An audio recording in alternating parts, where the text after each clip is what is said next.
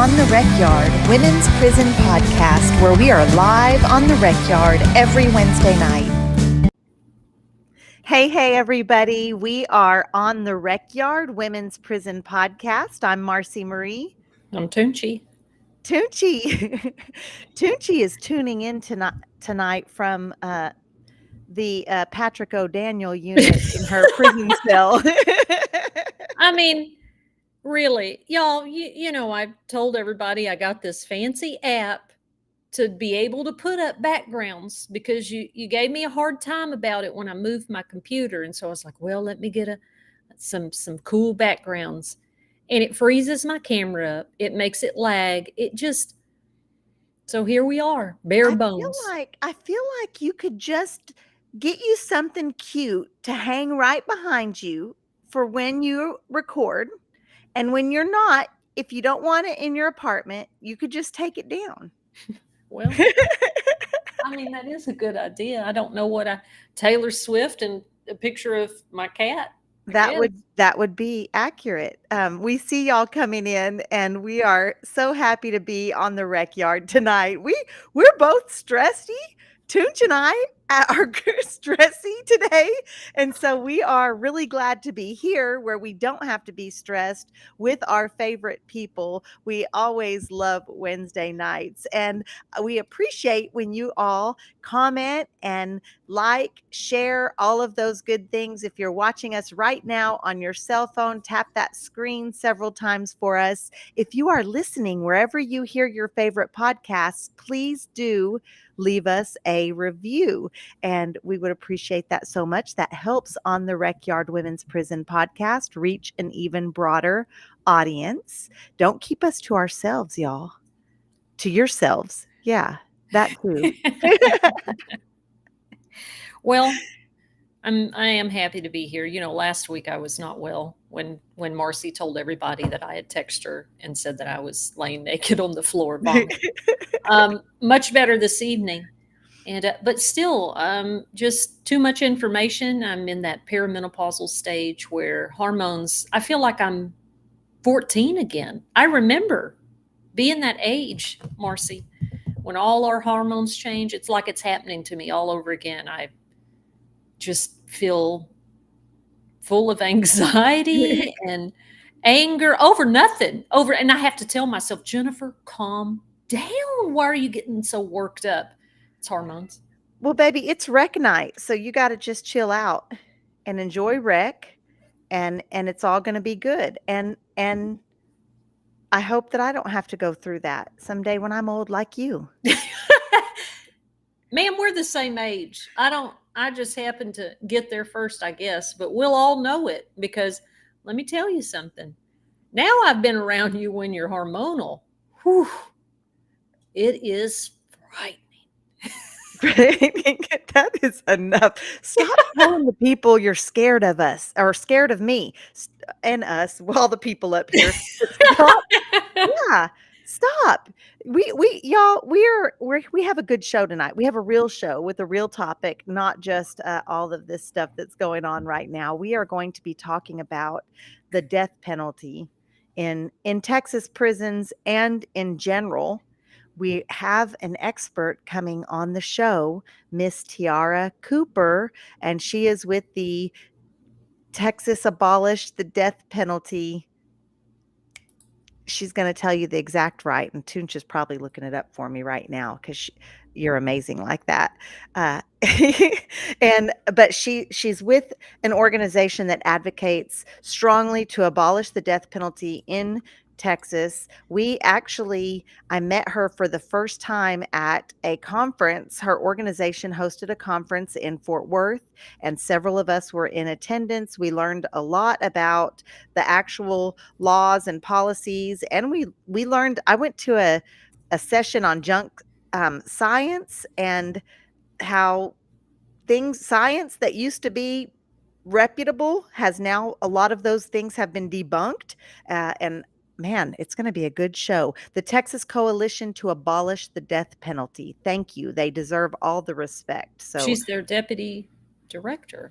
Yes, yeah, and she's been rocking it with them for a little while, so she's gonna be hopping on in just a moment, and, we also I see you, AIC's advocate about the hurricanes in Florida, and, yeah, we're gonna talk about that too, for sure. Before we get to that, let's do this right quick. Let's do a weekly recap. Tunch, what has been going on? What has been going on? Yeah. Well, I was in Minneapolis this last week, and so that was fun. The Right Cause Urban Youth Conservation invited me to an advocacy day in northern Minneapolis. They hosted it, and it was a great event. Tunch, I was in a room full of our people, formerly incarcerated, system impacted folks. And man, it was really inspiring. We were advocating teaching advocacy. So they did a session like how to use Chat GPT for a letter writing campaign. And we actually, everybody in the room did it on the spot and emailed our letters right there. And so that was really incredible. I felt like it was impactful. We were talking about a couple of gentlemen, Marcus Brown and don't let me get his name wrong, Terry Pettis, and they have just over sentenced at a young age, and it's time for both of those gentlemen to be home. So we were talking about their cases. We actually had both of them on the phone, one of them on a video call, which was incredible. And yeah, I got a little award, Tunch. Oh, yeah, I saw that. Yeah, it was really exciting, and I didn't expect it. And my mom was there, so that was fun, that she got to see. So it was my mom and Brittany, and my mother's sister lives up there, so we got to visit with, her afterwards. We spent a couple days with my aunt, my cousins. I saw the Northern Lights.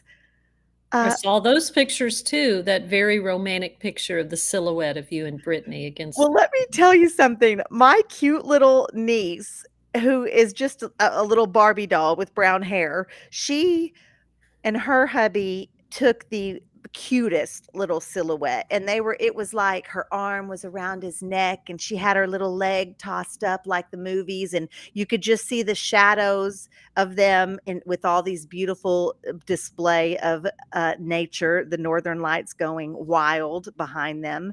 And so we tried to replicate it and we couldn't. Girl, we couldn't do it. My poor aunt, I was making her get on her knees. You know how I am when I put a camera in somebody's I hand know. with Bless instructions. her heart. So she got a taste of that. But yeah, it was really fun. We hung out at Lake Superior, at North Shore, and we rode a gondola, which is like one of those trams that go up and down the Moose Mountain. So yeah, it was nice. And now it's back to reality here. Back to work. It's put in our group chat text something like, well, I will just be working a half day today because I'm doing this and this. And I'm just like, I have I have things that I need you to do. I need you to get on back here and get settled. Yeah, I hardly ever say I'm not really working today because no matter where I'm at, I can usually figure out how to get quite a bit of work done actually. But I really just wanted to focus in with my family. And I was there trying to focus in, and I my uh, one of the production deals that I have going on, there was a minor crisis, and so I'm, like, FaceTiming Rosie O'Donnell, and my aunt got to see her, so that was fun, but also, like, I still even with all of that, that I was able to kind of check out, I had to address some things there, and so I didn't actually get a full day off ever, but it was still lots of fun. Well, good. I'm glad that y'all had that time, and Brittany was able to go, and your mom, and that was really great of the rights. That was really an unexpected award, and well deserved. Well, thank you for that. That's the Right Cause Urban Youth Conservation. They are doing really good things in our community, in nationwide, but their home base is near Dallas. So big shout out to them. We see y'all in the chat. Shaquille Oatmeal, you've been rocking it with us for a while. I see Natalie, who I got to meet. Both got to meet in person at our recent Houston event. I see Sade Wright. Um, thank you. Thank you so much. And she says, we are exhausted and she's not working till Monday. And good for you. Good for you. Yeah. So lots of fun. How was your weekend? Well, I watched the Cub. I watched the Cubs Saturday morning. Then Mandy watched her in the evening. Um, I love that baby. I love her so much. And then Sunday, I do what I like to do, y'all. I love to put on a horror movie and clean. Gosh, it's the most relaxing thing. Anytime I feel stressed, like I was going to stop what I was doing earlier and just start cleaning. And You it's know, I awful know to be. I know people in the free world do that, but that's also very much a prison coping skill. Yes, it relaxes my anxieties, and I like to spend Sundays. That's my actual decompressing is cleaning. I'll make a little something to eat. It's not always horror movies, you guys. Put on Fatal Attraction. It's one of my favorite movies. And I'm just thinking all the ways she could have done that differently and been the hero in the end. But and then we went this week. Was it Monday? We went to a screening, The Box. It was about a man who'd been in Texas solitary confinement for 30 something years, 3 decades, something like that. And very impactful film. It was at the UT Law Center. Chanel, who is our director of programs at Linus, was on the panel. It was such a great discussion. It was pretty full. You know how hard it is to get people to community events, and that whole stadium seating in a lecture room was full. And then we left there and came over here to a candidate forum near my apartment. Me and Mandy and Chanel and the baby, Nay, and we just had a really good time together. I love when I'm just with my people. You know what I mean? And it Yeah. was just really great. I heard from so many different people that that panel went really well, and I just want to note that the film, was produced by um, Jeremy Young, and it was called The Box 27 Years in Solitary. And then I also want to just say on that note, we know lots of people in solitary right now in Texas that have been in for that many years or more. That's not unusual. That's not, it sounds shocking and it should be shocking. It should be. But for those of us who have been in the system and on units where they house solitary confinement long term, we know there are people in there for decades, quite literally.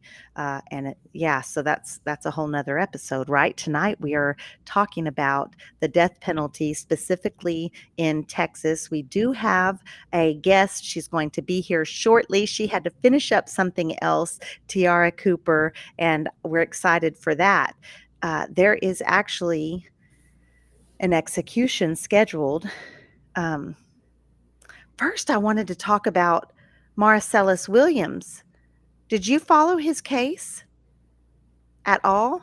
I don't know if I did. I don't remember. I want to pull him up, but he recently got executed, not in Texas, um, with DNA evidence. There was new DNA evidence proving his innocence.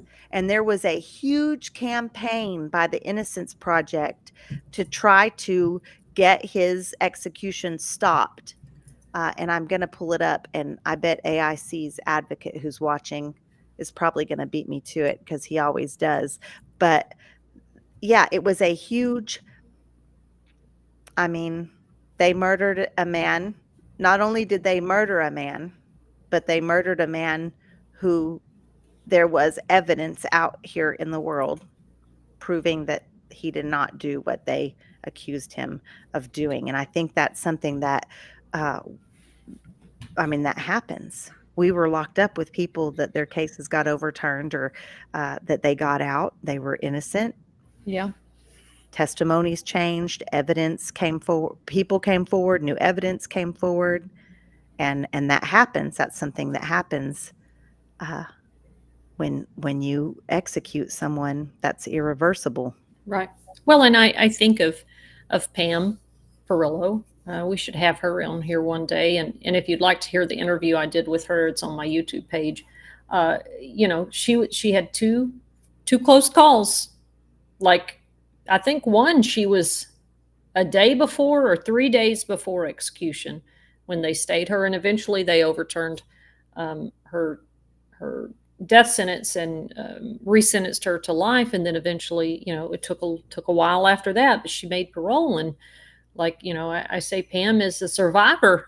She escaped death row. That doesn't happen very often. And you know, thinking of women on death row, there's 7 women on death row and about 52 women on death row in the country, which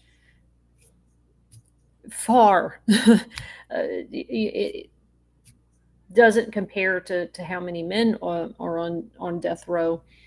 And it seems to be a little bit more of a hesitancy to sentence women to death, even though women are often disproportionately sentenced in other ways, especially for capital crimes and murder, especially when there's planning involved. And a lot of times we know women that were in domestic violence, they didn't fight back with their accuser right then. They waited till he was asleep. So there it looks very premeditated and that kind of stuff. So they'll get sentenced to a bigger time a lot of times than men. But certainly, it's not as many women on death row, but I always feel like they get lost in the conversation when we talk about death row. No, you're absolutely right. In the criminal legal system in general, we kind of take a back seat, and we are significantly outnumbered by our male counterparts.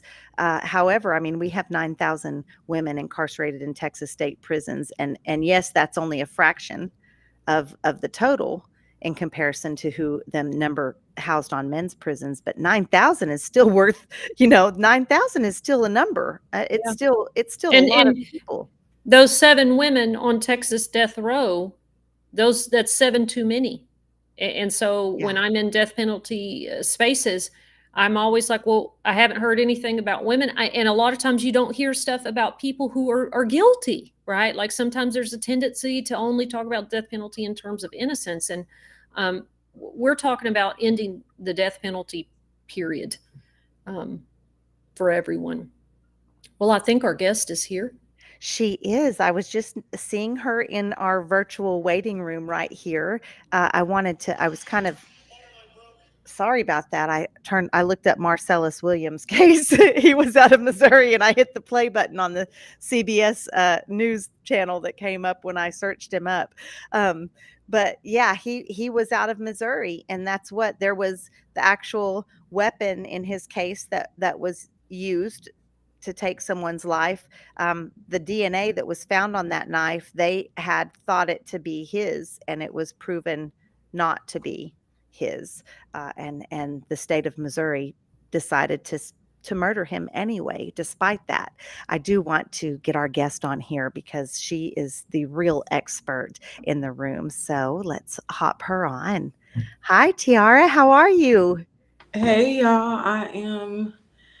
I'm going. Yeah. I'm going. How are you all tonight? We're Good, wonderful. good.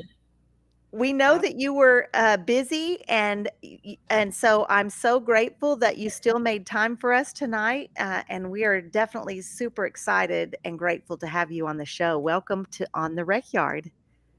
Hey, y'all. I'm excited to be here. I heard a lot of what you all were naming and just excellently laid out, like some of the questions and curiosities around like the death row is population and women at the center of capital punishment, death row, even in cases where there is no innocence, where it isn't an innocence claim, where it's, it's pretty obvious. So just thank y'all for starting with some of those Yeah. like curiosities and just understandings around capital punishment. For those who don't know, my name is Tiara Cooper. My pronouns are she, her, and I am the deputy director of the Texas Coalition to Abolish the Death Penalty. And it's really just a passion work for me, you know. I've been community organizing for years now, since I was 25. I'm formerly incarcerated. So when I came home, I literally just picked up organizing. I won't make it seem as though I was just like, oh, look, I didn't even know the language of organizing. So let me be for real. I started off doing electoral work simply because someone said, can you read a script? And I said, okay. And so I just wanted to give a little background knowledge that I don't think you just wake up one day and you're like, death penalty, sign me up. Slowly but surely, there's been like a breaking up of the fallow ground in Texas, where we've been confronted with this old Texas law in present Texas, like what Texans actually want, what Texans actually need, and what Texans actually deserve. And I believe we can envision a world, a Texas, without death row. I believe so too. And I want to touch a little bit on what you said. Like you didn't like get out of prison or even maybe prior to your incarceration, just be anti-death penalty, right? No, I don't even think I was an abolitionist. Like I work from an abolitionist framework. I consider myself an abolitionist. I don't think I had that framework or analysis of the system. I grew up knowing F the police. I never felt safe. I knew the realities, but yet I still reserved places in my heart and in the system for certain structures. And it wasn't until I really just sat with them and like, what benefit do we have from this? And really, my moral stances as well. I mean, it's so many different facts around capital punishment. I mean, from the millions we spend just to execute one person, like it's fiscally irresponsible to execute in the state of Texas, like just any state. It's just fiscally irresponsible. On no channel does it feel like this is something we should be doing. Does it make sense for us to be doing, etc.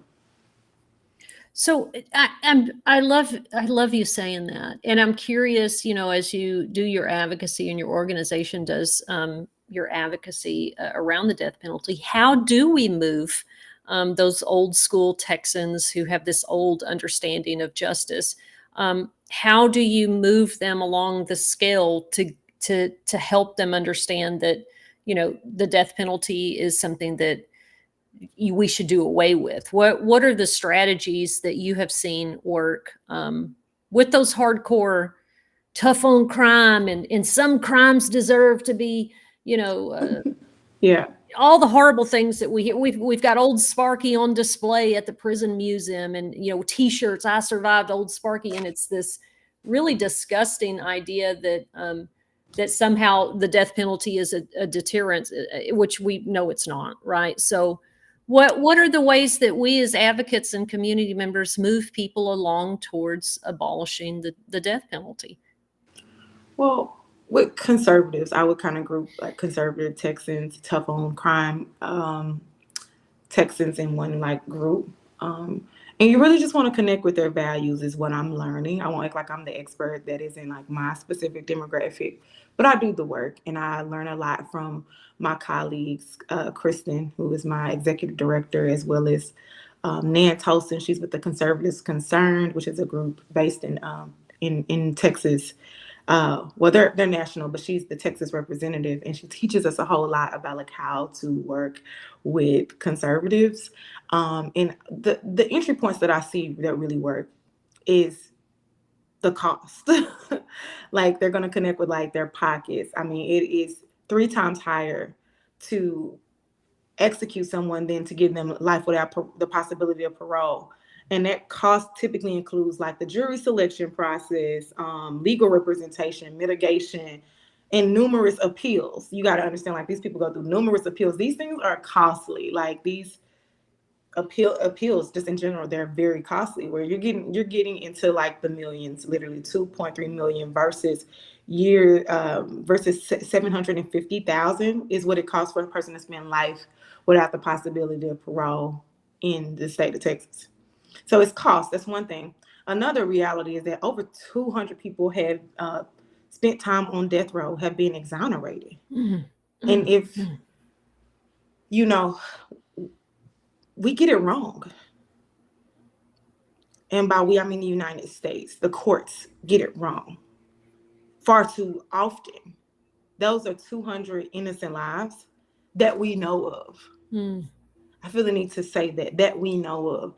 And it's so necessary to name that tough on crime rhetoric. You know, it sounds good, but in reality, we have a deeply flawed by design criminal legal system that doesn't work the way we believe it works in theory. The same way we believe about so many other systems and structures that just don't complement justice in any way. So the fact that we can get it wrong once, in my opinion, is enough. Not on my watch, not on our watch. That should be the mentality of Texans, is that, and not even just Texans, but across the world. And 23 states have already gotten rid of capital punishment. So there are already folks living in our reality who know that this isn't a crime deterrent. This doesn't save people. It doesn't keep people safer. So why are we doing this? We shouldn't be doing this. So it's Texans. It's a real reality that we have to face and really get loud about. Because I think it's one of those things too, where we did a poll in Dallas, and we got like about 75% response rate. If there was when the question is posed around life without parole or capital punishment, 75% of Dallas residents said that they were for life without parole when you ask the question that way. However, if you ask the question just like, do you believe in the death penalty, you'll get a response for that too. But when you give folks alternatives, so alternatives are so necessary when having real conversations about capital punishment. You also want to mention the victims. I think people think because we're abolitionists that we are inconsiderate of victims. No, we actually center the victims. We actually work oftentimes alongside victim families. You all just witnessed in Khalifa's case out in St. Louis, Missouri. The family didn't want this. They believed his innocence. This happens nonstop, even in Robert's case, where there is no victim because no crime was committed. And so who's calling for this death? It's the state, and it's coming from an aspect of control, not even of revenge, not even of retribution, because the families don't even want this. So you're telling the families what they want. You're telling the families what they need. And I think that's also what people have to face, is that not every family, especially when you get dragged to court 20 years later, 10 years later, this is horrific for families too. They typically draw a line where they're like, you know what, lock them up for life. You know, that happens a lot more often than what people expect, because you think out of sight, out of mind. This person did this heinous crime. They need to go down. It's 20 years later. That person that committed this crime has changed their whole life around. They're not the same person. And oftentimes they're remorseful, or we're wrestling with a case of innocence. So it's like, we shouldn't be executed in the state of Texas, especially when there are victims who advocate, when there are detectives who advocate and say, we got it wrong. I want to thank you for that, first of all. Already so much valuable insight. I wanted to bring up the mental health aspect of people that are incarcerated on death row, and we know of some. And let me stop right there and say that do we use that as language? Do we say death row still? Because I remember at the conference. Life. Yeah. Yeah. So I don't want to, I don't want to address that if that's not how we should be addressing that. But what I'm saying is I watched a lot of documentaries about the mental health concerns of someone being housed with a death sentence, how they're housed. But not only that, in Texas, we have people that have death penalties convictions, and are self-mutilating very harshly, like obviously very deep mental health illnesses. And what are you seeing on that aspect? And also, I mean, what we know is the criminal legal system, Mm-hmm. it harshly punishes marginalized communities, especially Black and brown people, especially those in poverty, and Mm-hmm. especially those with mental health issues. And just what is the comparison then for those that end up getting death sentences? I'm glad you mentioned mental illness.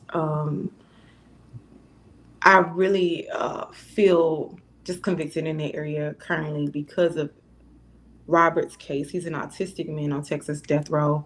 But I'll even take you to a year ago. We around this time we were advocating for a Black man by the name of Andre Thomas, and Andre Thomas is severely mentally ill.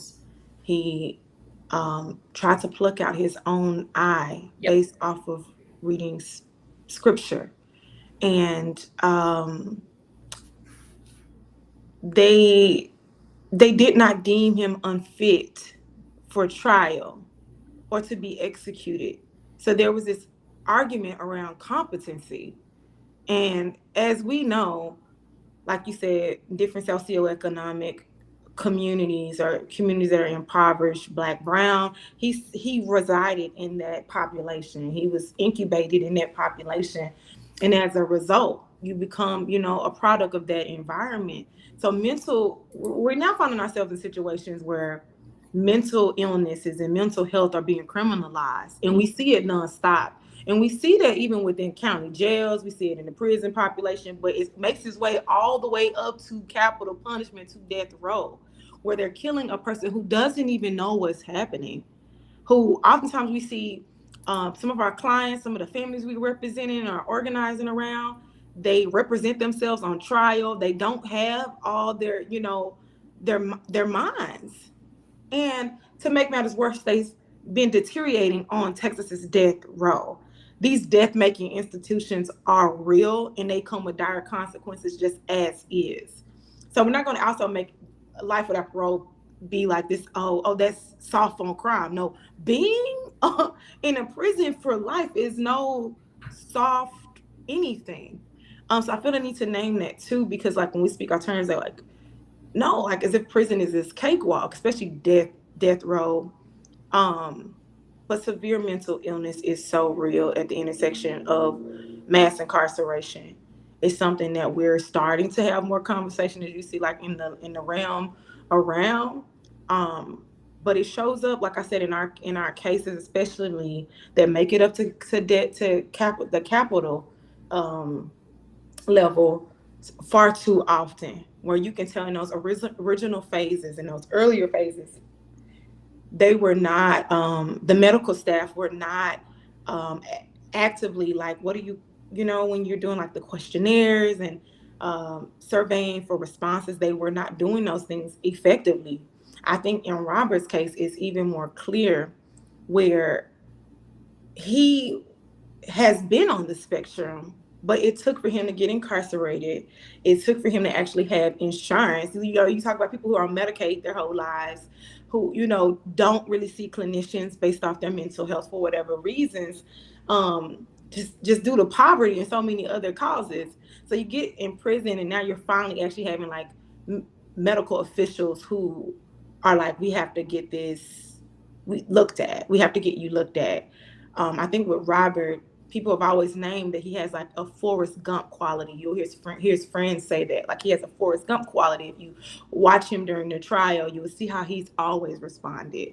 So it's sad and it's sickening to think that it took years and years for him to now have the diagnosis of autism, when he's been autistic his whole life. His high school friends and middle school friends all knew him to suffer from autism. And I mentioned Robert Roberson because he's scheduled for execution next week. And Robert's case is very thick in the sense of like so many errors, so many windows where you can see a mistrial of justice. As it relates to autism, though, it's severely highlighted because in the original arrest, he took his daughter Nikki to the emergency room. She had been suffering from pneumonia for weeks. Had went to 47 doctor's appointments like almost consecutively. Was prescribed medicine that you can't even give a 2-year-old anymore. So she has this long, comprehensive medical history. Does. So she's a sickly child. And he brings her into the emergency room, and she's turning blue, turning pale, and he's not responding. I'm bringing this up because when you're not responding in a specific way, and this is what I mean by criminalizing mental illness, people with on the spectrum, because their response isn't the social cue that we expect. They're higher to be their abilities are higher to be criminalized. And so we see that within Robert's case, where then now a CPS worker is contacted. Nikki dies a day later, and it has to be shaken baby syndrome, though there is no bruises, though there was no abuse prior, no one saw anything. It's just, it has to be this. And from that point on, nothing else in his case was speculated. Nothing else. It was already ruled from day one because of his lack of response.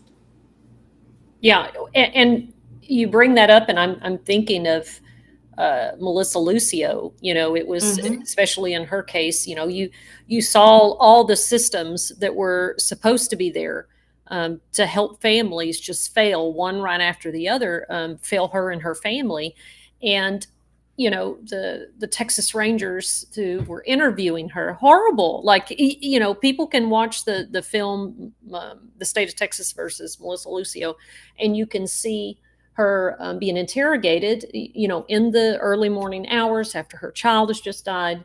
She herself was pregnant at that time. And you see a woman shutting down. Those of us with trauma and mental illness she's totally dissociating right now. Like that, you've got this male figure who's over you, and she just she's not behaving the way that society says a mom should be behaving in this situation, right? But she is certainly behaving the way her mental health disorder, the way her trauma response is. And like you said, for people with autism and intellectual disabilities, their responses are not what are. There has to be an understanding of a person's history and condition, and there's not. And a lot of times folks' first touch of the system, with mental health or intellectual disabilities, is when crisis happens. They've lived their whole life not being diagnosed, and then my own life, rural East Texas, no mental health care, total stigma around that. Well, suddenly there's this crisis that's been building, and I don't have the responses people think I should. And that was my first touch with the system, understanding I had a mental health disorder. And you're right, mental health is completely criminalized in our state, in our country. And it just kind of, like you said, this is state-sanctioned violence, y'all.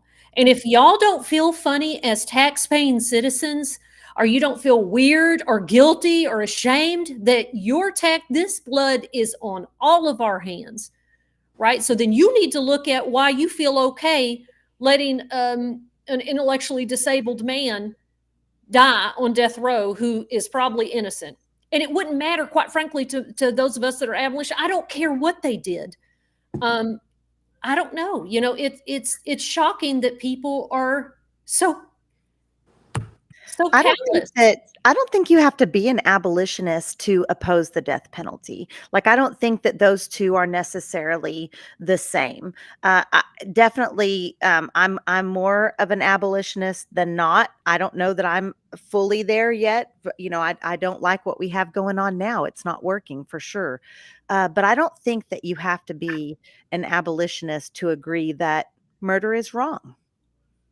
and it I doesn't think matter. in this context, where I'm naming is like abolition of the death penalty, like in general, get rid of the death, not abolition of prison institutions. I think that's a longer Oh conversation. yeah, yeah, But yeah. like for Texas Coalition to abolish the death penalty, like we're not just like the Innocence Project, which we love the Innocence Project. We work with the Innocence Project very closely. But we also go to work when these are not innocence claims. So I think that's the differential with Mhm. like prison abolition and just like death penalty abolition. Yeah. And so right now I think we're grounded in death penalty abolition.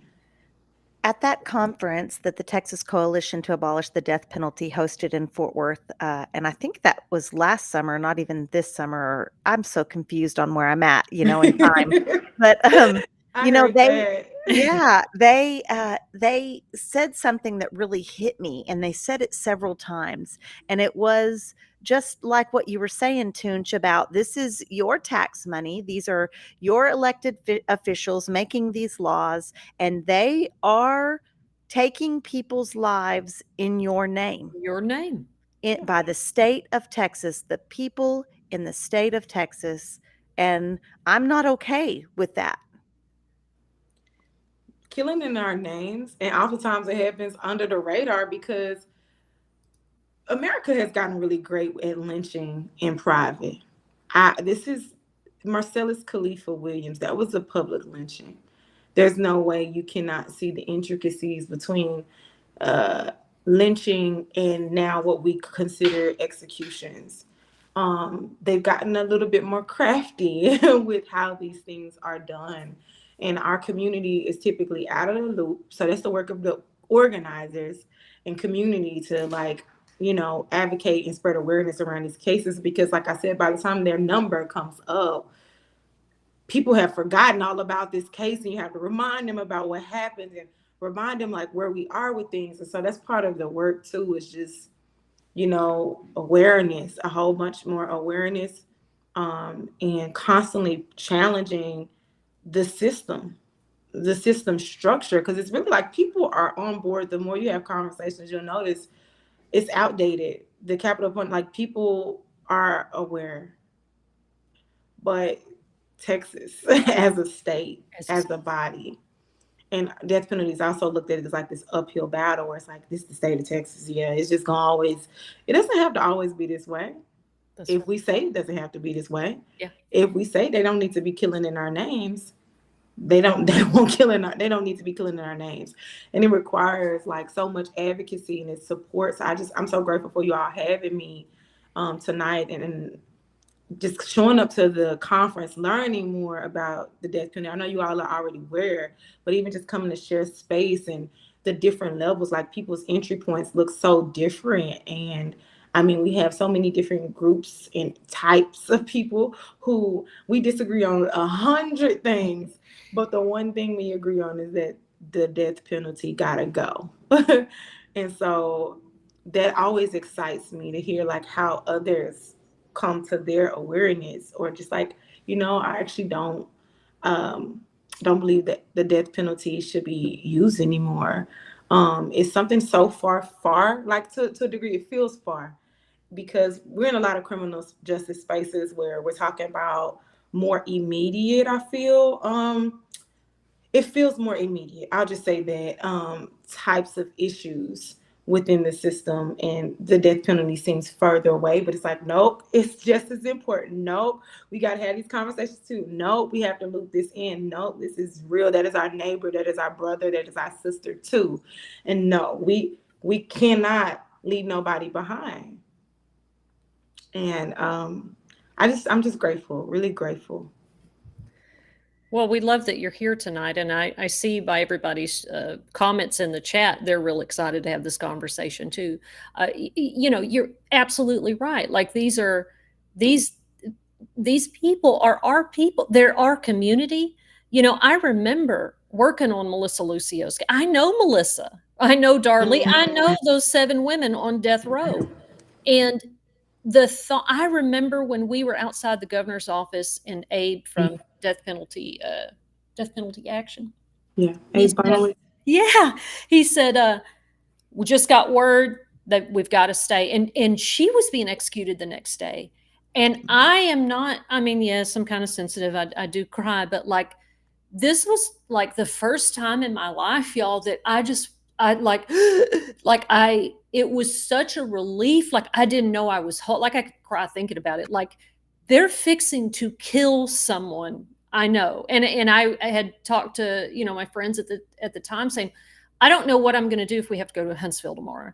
Like, what is this going to be like? Because it's not far away. Like you said, this is home right here. Someone I love and know. And so I'm thinking of the other women that most of us know on death row in Texas. What is that going to be like when that time comes for them? And all it does is traumatize communities and victims and families all over.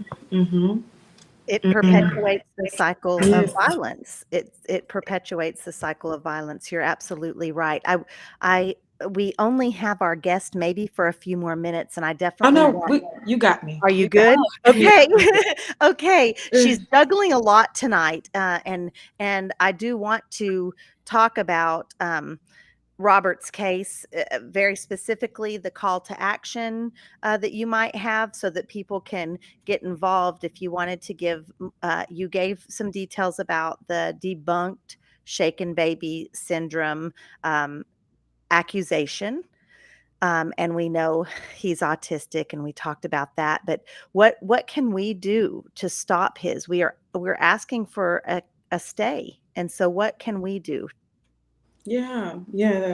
There's a few things that we can do. We're currently, let me just name, in a process of clemency where we will know. They typically wait to a day before to let us know what the Texas Board of Pardons and Paroles stands. So we have, that's one avenue. And then the other avenue is to, for one, sign the petition on the innocenceproject.org. There will be a petition delivery early next week. We need as many signatures as we can. We want to boost that number up some more. So like all weekend, we want to just see a circulation of Robert's petition, because we're delivering those directly to the governor's office, and demanding and asking and pleading for Robert's life, essentially. You can also make calls, though I'm not pushing that one. As we know, I think at our governor's office, they just take the phone off the hook and let it sit for a while. So we do want to push people more towards petitioning, as well as just like standing in the wings. We'll know early next week what the courts have to say. Post the petitioning piece, we'll see where we are then with how it needs to look to communicate more directly with the governor, because he'll have the only powers at that hand. Right now, the courts still hold power, and the governor holds power. So we still have a little window, but waiting on some responses. To be real with you, right now it's kind of a waiting period, but we still need as many sign-ons as possible. So I'm gonna push everybody to the innocenceproject.org. You can also go to tcadp.org, and you can sign on to the petition to save Robert Roberson. Thank you for that. And I'm going to put some of that in the chat so that you all can just click the link. I'm looking for the exact link to get to the petition right now. One additional thing. Sorry. Yeah, please. There is a social media toolkit that everyone should lay eyes on. It is on the innocenceproject.org. It's under, if you go all the way down, you will see a list of actions. You should see them, and you will see a toolkit, and it just has like the slides for like your social media reels. It also has these amazing videos that the New York Times did with Detective Wharton and Robert, having this one-on-one conversation with essentially the guy who got him convicted, apologizing and saying, what can I do? I think it's also necessary to name that Detective Wharton is now a full-time minister, and he says he cannot sleep at night anytime he thinks about Robert, and he's all in for his case and is trying to reverse the harm. Thank you for that.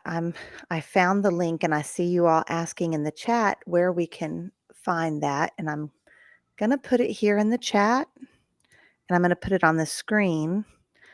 For those of you that are listening to the podcast, if you go to innocenceproject.org and hit their search engine and put Robert Robertson, Robert Roberson, Roberson, you can pull that up. And that's how I found it, fairly easy.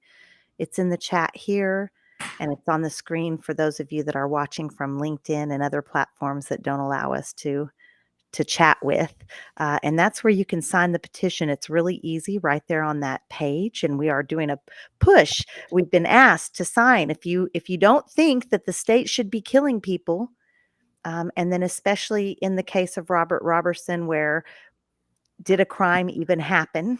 Mm-hmm. Lots of people don't believe that a crime took place. They believe that a child tragically lost her life, and not at the hands of this gentleman, and so yeah, I think that we should sign, and I'm going to do that. Thank you for that. Thank you for that. And I want to add too, y'all, as me and Marci have continuously reminded folks here in Texas, our legislative session begins in January.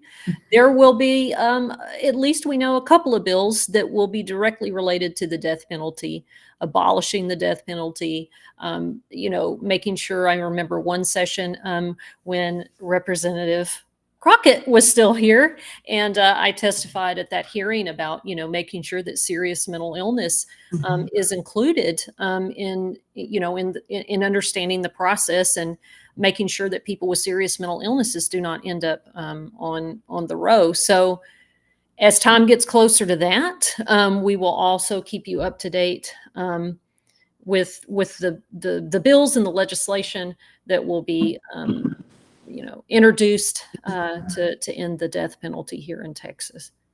I was going to name that. I was going to say, Yeah. their cause, this legislative session is approaching. And for those that don't know, Robert has garnered support from both Democrats and Republicans, over 100. He has the majority support. And so it's just been wonderful seeing how Rep. Lacey Hull and Rep. Joe Moody, who has always been a prominent defender of capital punishment being abolished, have stepped up and really stood tall against this case. And there's like even images for you all that want to do some research. You can all watch and review some of the media that's come out recently with them praying on death row. Robert is like, this is his first human contact in years. And so it's just like, that's also very dehumanizing.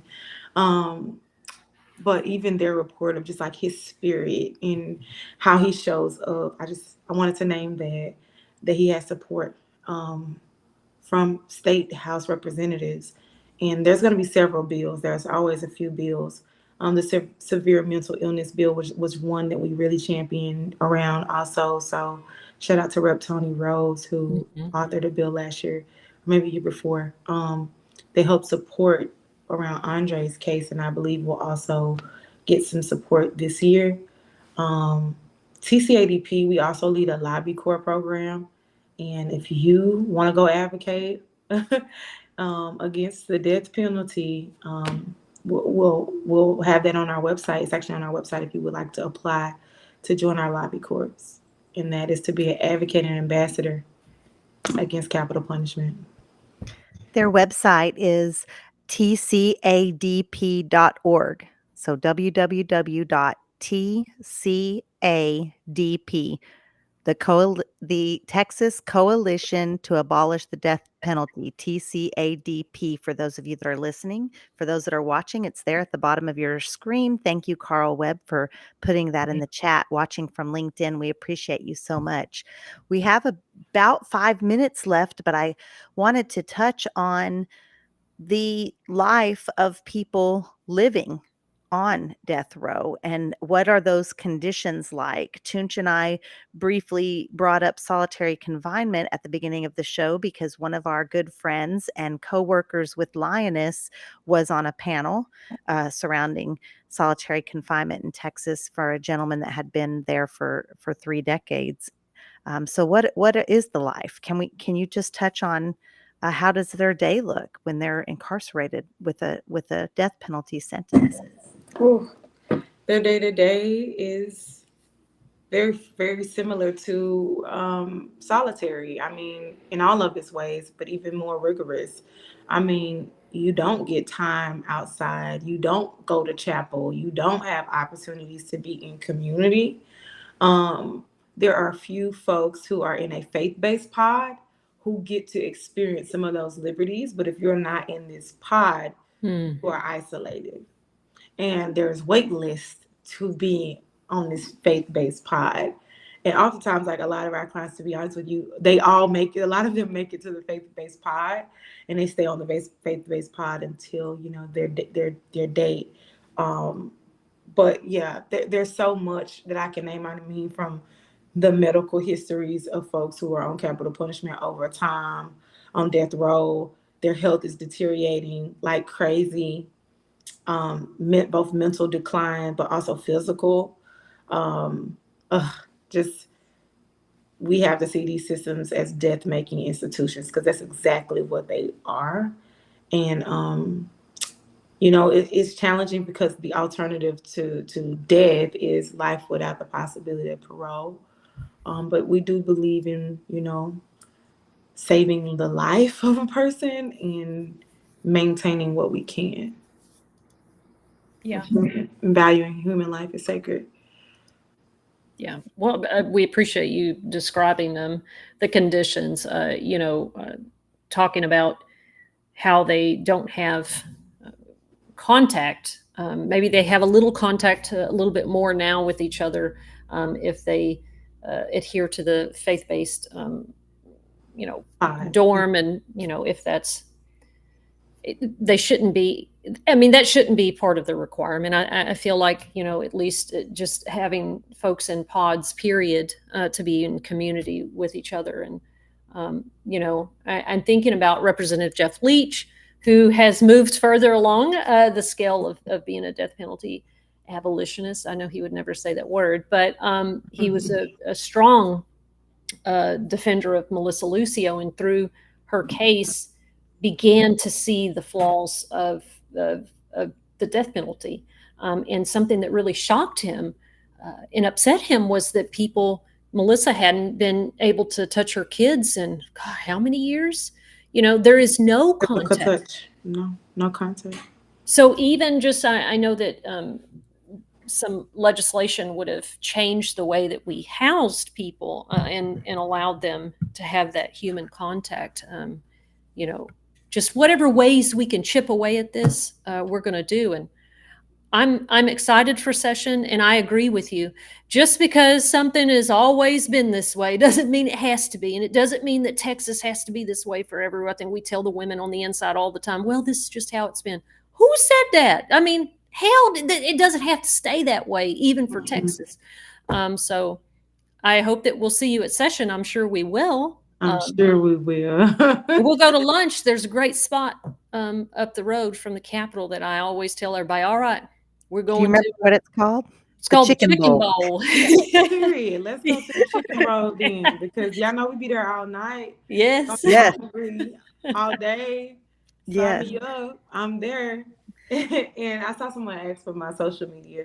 It's my first name, last name, Tiara Cooper, on all social media platforms. I think it's the Tiara Cooper on IG. But yeah, first name, last name.